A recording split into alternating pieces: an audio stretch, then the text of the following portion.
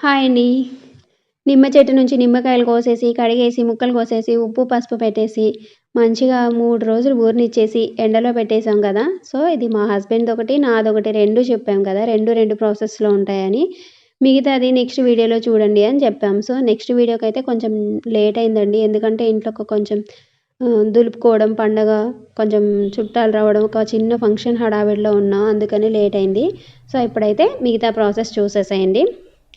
నా దానికోసమైతే ఫస్ట్ నిమ్మరసం కావాలి. సో, నిమ్మకాయలైతే హాఫ్ నేను పిండేసుకున్నాననమాట.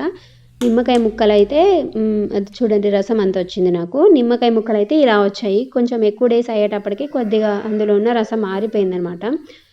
సో, ఎక్కువ రసం పడుతుంది ఇప్పుడు.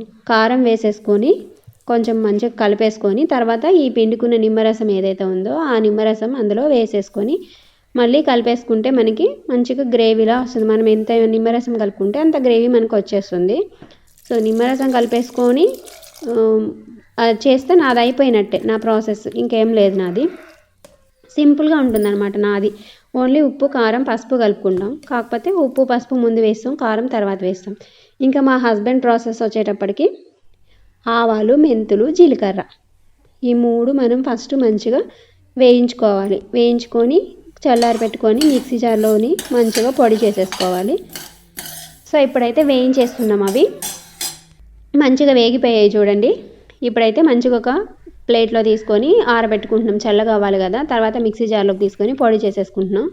సో, ఇంకా మళ్ళీ దీంట్లో కారం కలపాలి. ఆ పొడి మొత్తం వచ్చేసింది. ఒక దాంట్లోకి తీసేసుకున్నాను నేను.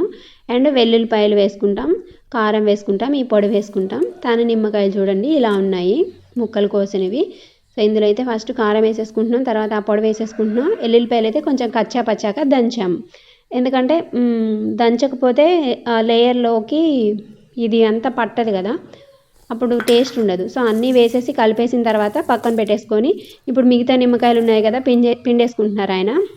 ఆ మిగతా నిమ్మరసం మొత్తం దీనికి కొంచెం ఎక్కువే పడుతుంది. ఎందుకంటే కొంచెం పొడులు ఎక్కువ వేసాం కదా! సో, అందుకని కొంచెం ఎక్కువ రసం తీసుకొని ఆ మిగతా నిమ్మకాయలు పిండేసి మొత్తం వేసేసారు. మొత్తం కలిపేసుకున్న తర్వాత ఈ పచ్చడి అయితే రెడీ అయిపోతుంది. మీరు కావాలంటే పోపు పెట్టుకోవచ్చు. సో, ఇది మా హస్బెండ్ పచ్చడి, నా పచ్చడి.